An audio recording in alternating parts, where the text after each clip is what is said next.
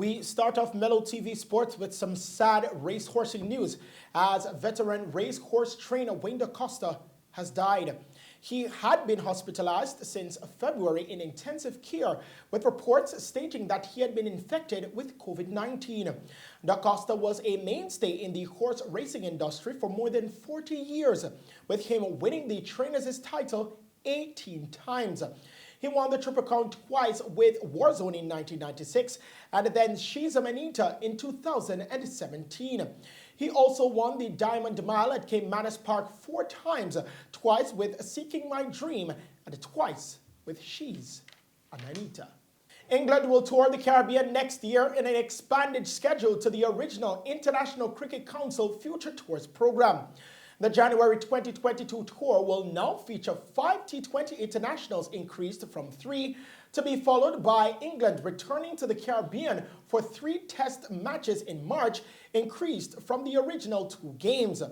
The test series will be the first in which the 2 teams compete for the newly commissioned Richards Botham Trophy, named in honor of West Indies' batting icon Sir Vivian Richards and England's great all-rounder Lord Botham. The T20 series will be the biggest series to date between the 2 teams in the shortest format of the game and will be part of preparations for the building up to the World Cup in Australia in October 2022. The venues for the matches are expected to be announced by the end of April.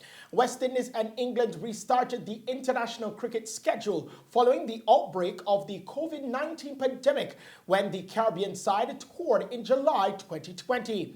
The teams played a 3-match World Test Championship series in a biosecure bubble at the Aggies Bowl in Southampton and Emirates Old Trafford in Manchester. On to some football news now. Former FIFA president Sepp Blatter has been handed a further 6-year and 8-month ban from the game and fined £1 million Swiss francs by the body's ethics committee. This after a probe into a massive bonus payment. Blatter's current ban from the game was due to expire in October, but the latest ban for ethics code violations will take effect from that point. The latest investigation looked into the World Cup bonus payments made to Blatter and a number of former top FIFA officials, including former General Secretary Jerome Vlach, former Vice President Giuliano Gordona, and ex-Finance Director Marcus Katner. Now, the payments related primarily to the 2010 South Africa FIFA World Cup and the 2014 World Cup held in Brazil.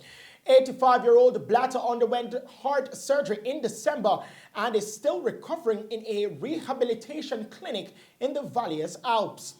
The Swiss was FIFA president from 1998 to 2015, and when a series of FIFA officials were arrested in a US-led corruption probe. Now, Blatter was banned for 8 years by FIFA Ethics Committee in December of 2015, but that was later reduced to 6 years. Frenchman Vlach, who is currently banned until October 2023, was also handed an identical ban extension and fine. In June, FIFA banned Katner from the game for a decade. Former Argentine FA President Gordona died in 2014. The decisions can be appealed to the Court of Arbitration for Sport in Lausanne, Switzerland. And now to end tonight's sports package, we present you with Sports Spotlight.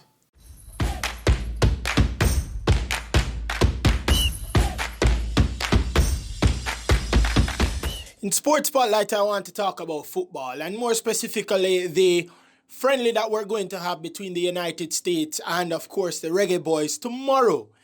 Now, 2 persons in the delegation, including 1 player, was told that they had a positive COVID-19 test, but then returned a negative test result on Monday.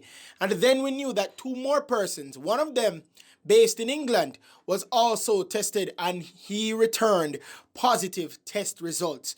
Now, is this going to break the concentration in the camp? Maybe, but this is going to also test their mental toughness. This is also going to test how they're able to carry on. This is how they're going to know if they're able to mentally push through certain adversities, because COVID-19 is not going away for now. That I can tell you. but they have to work through it. And this USA team that I am seeing that the United States are putting up, these players are not normal, so we need to stay focused, laser sharp, and take care of the task at hand. This has been Sports Spotlight.